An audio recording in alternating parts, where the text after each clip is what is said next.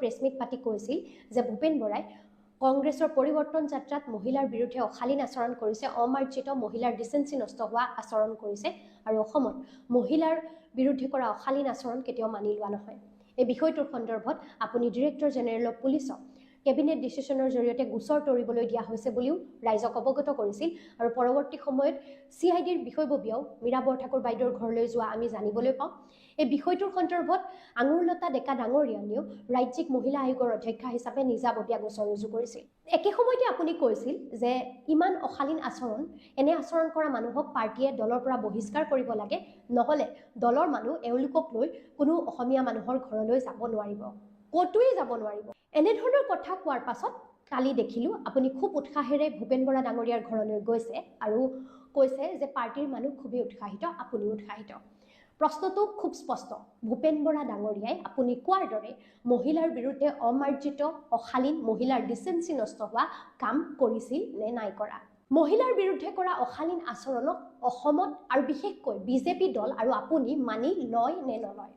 যদি নলয় তেন্তে ভূপেন বৰাক ৰঙা দলিচা পাৰি এইদৰে উৎসাহেৰে আঁকোৱালি জনাই আপুনি কি বুজালে? তাৰমানে আমি বুজিব লাগিব নেকি যে মহিলাৰ বিৰুদ্ধে অশালীন আচৰণ কৰা, অশ্লীল অমাৰ্জিত আচৰণ কৰা কোনো ব্যক্তিক বিজেপিয়ে নিজৰ দললৈ ৰঙা দলিচা পাৰি আদৰণি জনায়, অতি উৎসাহেৰে আদৰণি জনায়, তেতিয়াহ'লে মহিলাৰ শালীনতা, মহিলাৰ সুৰক্ষাৰ কথাবোৰ বিজেপিৰ বাবে, মুখ্যমন্ত্ৰী মহোদয়ৰ বাবে কিমান গুৰুত্বপূৰ্ণ?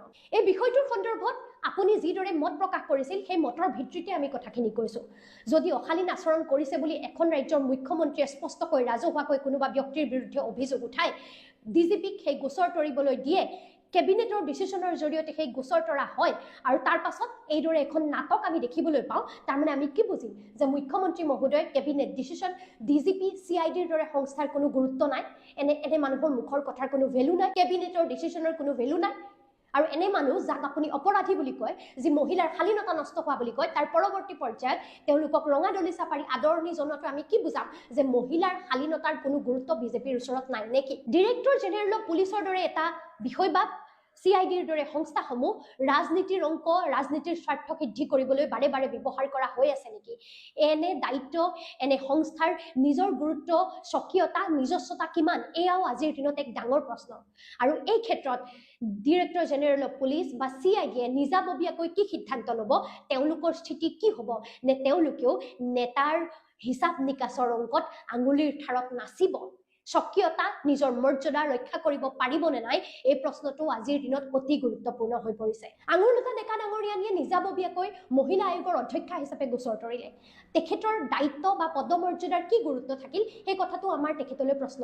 তেখেতে অনাগত দিনত কি ডিচিশ্যন ল'ব, তেখেতে অনাগত দিনত তেখেতৰ স্থিতি কি হ'ব, এই সম্পৰ্কত মহিলা আয়োগৰ অধ্যক্ষা হিচাপে মহিলাৰ সুৰক্ষা, মহিলাৰ প্ৰতি থকা সন্মানৰ প্ৰতি লক্ষ্য ৰাখি তেখেতে ভূপেন বৰাৰ বিৰুদ্ধে কি স্থিতি গ্ৰহণ কৰিব, এয়া আমি জানিবলৈ বিচাৰিম। কিন্তু একে সময়তে মুখ্যমন্ত্ৰী মহোদয়ক এই কথাটো আমি স্পষ্টকৈ সুধিব বিচাৰিছোঁ যে যদি ভূপেন বৰাৰ বিৰুদ্ধে অনা অভিযোগ, আপোনাৰ মুখেৰে কোৱা কথাবোৰ মিছা আছিল, কেৱল তেখেতক দৰদাম কৰিবৰ বাবে, তেখেতক বাধ্য কৰিবৰ বাবে, তেখেতৰ লগত এখন মিলি জুলি নাটক কৰিবৰ বাবে এই কথাবোৰ কোৱা হৈছিল, তাৰমানে মহিলাৰ শালীনতা, মহিলাৰ সুৰক্ষাৰ প্ৰসংগবোৰ আপোনালোকৰ বাবে এখন নাটক বা ভাওনা নেকি? ৰাজনীতিৰ বজাৰত বেচা কিনা কৰিবলৈ, মানুহৰ দৰদাম বৃদ্ধি কৰিবলৈ বা কমাবলৈ মহিলাৰ প্ৰসংগবোৰ আপোনালোকে পণ্য হিচাপে ব্যৱহাৰ কৰে নেকি? মহিলাৰ সুৰক্ষাৰ কথাবোৰ আপোনালোকে মুখত আওৰোৱা ভাষণ নেকি? বচন ভাওনাৰ? যদি মহিলাৰ সুৰক্ষাৰ কথা কয় তেনেহ'লে সুৰক্ষা দিবলৈ চেষ্টা কৰক, আৰু যদি নহয় এই কথাবোৰ মিছা, কেৱল আপোনালোকৰ নাটক, তেতিয়াহ'লে ৰাজনীতিৰ বজাৰত মানুহৰ দাম বৃদ্ধি কৰিবৰ বাবে, বেচা কিনা কৰিবৰ বাবে মহিলাৰ প্ৰসংগ বাৰে বাৰে নেটানিব। একে সময়তে অন্য এটা প্ৰসংগ আনো। কিছুদিনৰ আগতে লখিমপুৰ মেডিকেল কলেজত এগৰাকী মহিলাই, যাক বিজেপিৰ বুলি বহুজনে কৈছিল, তেওঁ অভিযোগ কৰিছিল যে ভূপেন বৰাই তেওঁৰ গাত স্পৰ্শ কৰিছে। তেওঁ ভূপেন বৰা তেওঁৰ হাজবেণ্ড নহয়, পিতৃ মাতৃ নহয়, ককায়েক ভায়েক নহয়, তেনেহ'লে কিয় স্পৰ্শ কৰিব? এই সম্পৰ্কটো বিজেপি আটাইতকৈ বেছি সৰব হোৱা দেখিবলৈ পাইছিলোঁ। সেই মহিলাগৰাকীৰ সুৰক্ষাৰ প্ৰসংগত এতিয়া বিজেপিয়ে কি স্থিতি ল'ব? চৰকাৰ হিচাপে চৰকাৰে কি স্থিতি ল'ব? যিগৰাকী মহিলাই অভিযোগ আনিছিলে, তেওঁৰ সুৰক্ষা, তেওঁৰ যি সন্মান হানি হ'ল, সেই সন্মান হানি হোৱাৰ ক্ষেত্ৰত কি স্থিতি থাকিব? ভূপেন বৰা ডাঙৰীয়াক সুধিবলৈ বৰ্তমান একোৱেই নাই, কিন্তু আমি বাৰে বাৰে মহিলাৰ নাম লৈ, মহিলাক পণ্য হিচাপে ব্যৱহাৰ কৰি, মহিলাৰ শালীনতা সুৰক্ষাৰ প্ৰসংগবোৰ আনি এইদৰে ৰাজনীতি কৰা কথাটো গ্ৰহণ কৰি ল'ব পৰা নাই। দ্বিতীয়তে আৰু এটা কথা বিজেপিৰ কৰ্মীসকলক কওঁ, এইটো আপোনালোকলৈ প্ৰশ্ন।